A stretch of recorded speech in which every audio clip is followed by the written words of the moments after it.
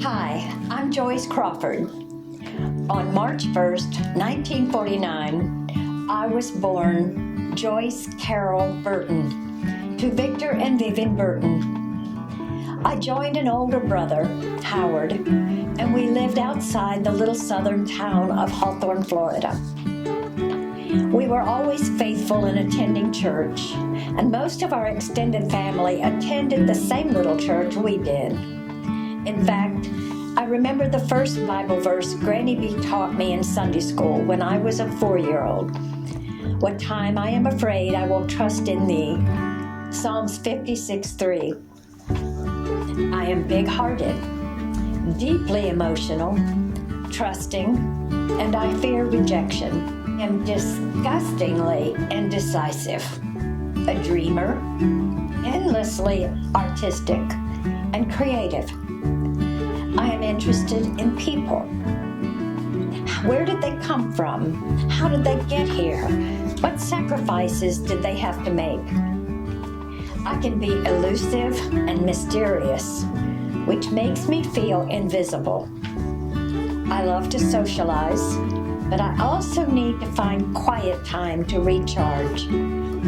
I see God in everything, and I feel like Jesus is always with me, and I talk to him throughout the day. The train is a combination of several things. First, my love of God, my love and admiration for Daddy, my childhood fascination with trains, a friend's prayer request for her teenage granddaughter who is hospitalized with anorexia, and the response of my Facebook post. What do you think of when you hear a train's whistle in the distance?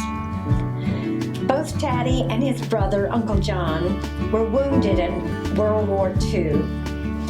Daddy lost a leg and nearly his life to artillery shrapnel. Uncle John suffered from frostbite in the Herzog Forest and pleaded to the army doctors not to amputate his feet. So that was the beginning of the planning of the book. The freight train moved through our little town very slow, and my brother and I would often run to the depot to wave to the caboose as it passed by. There's no longer cabooses, and I think that our children missed that. When the Silver Meteor came through town, it was exciting because Dickie was coming home. Dickie was a cousin we saw once a year, and he lived in a far away country, Ohio. When I think of Daddy, I think of his faith.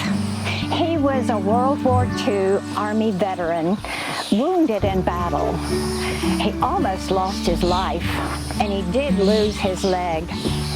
But he still supported his family, and he remembered his promise to God that if you get me out of this hellhole, I'll serve you for the rest of my life. And he did.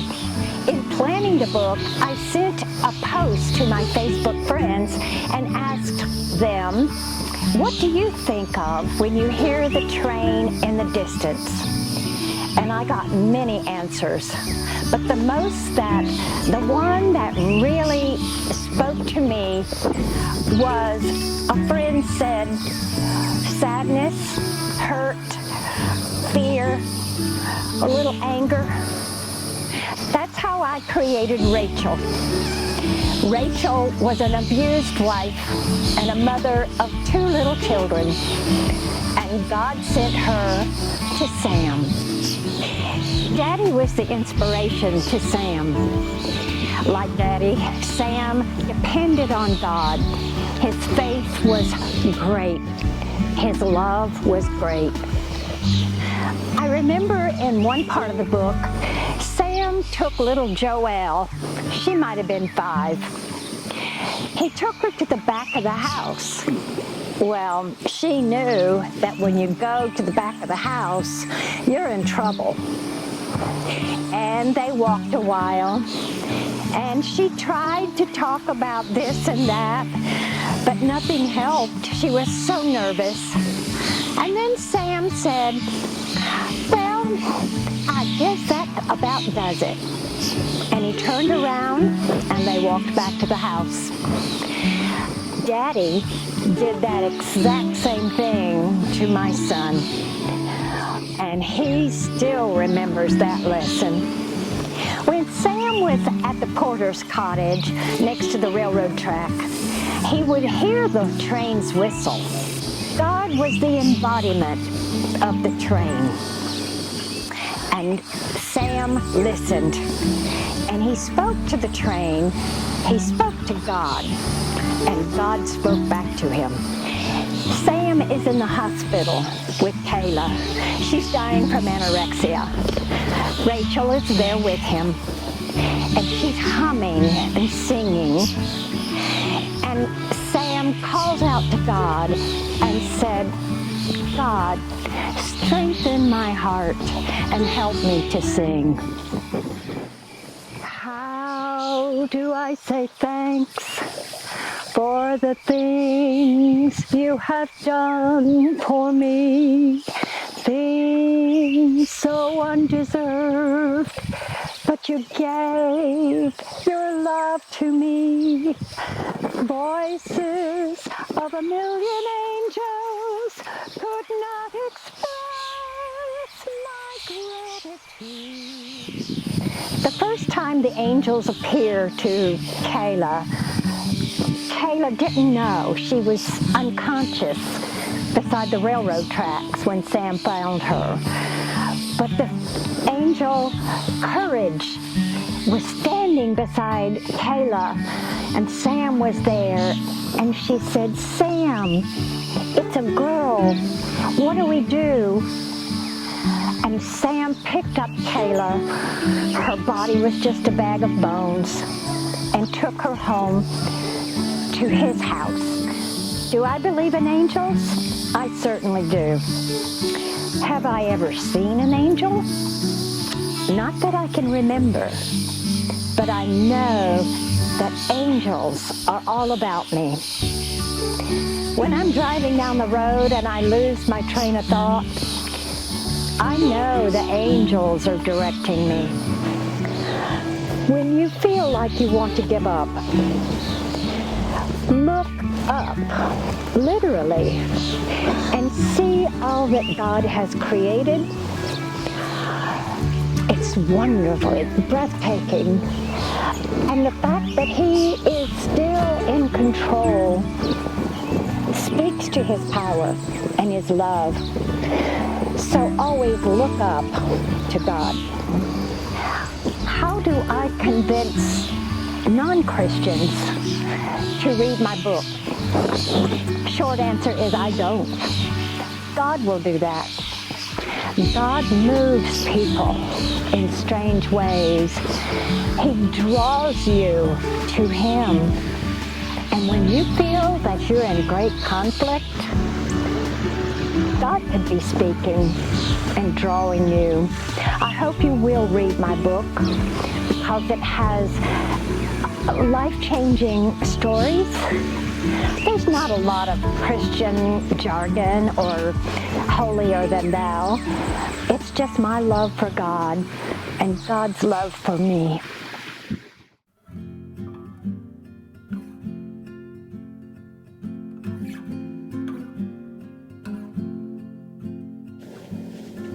When I wrote The Warehouse, I drew from my little girl memories of my grandparents.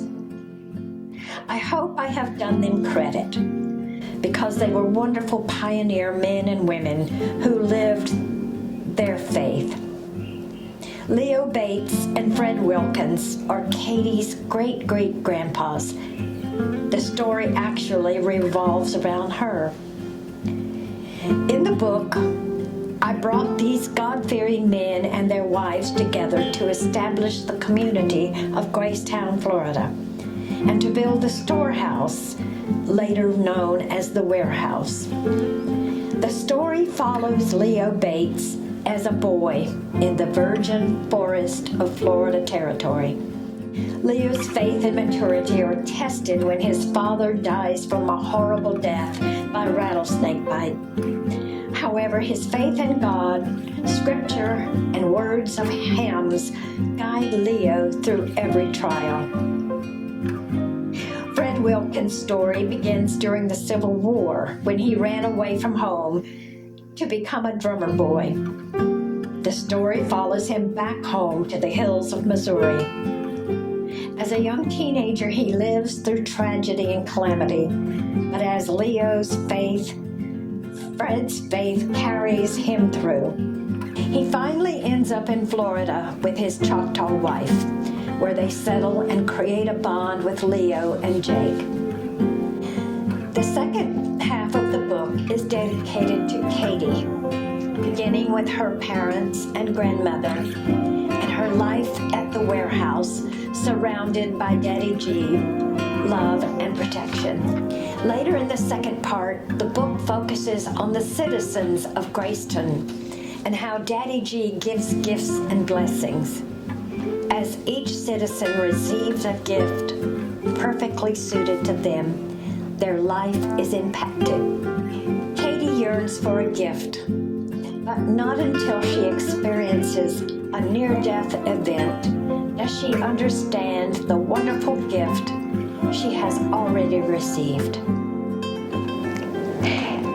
Continuing with this interview, I'd like to discuss my second book, The Warehouse.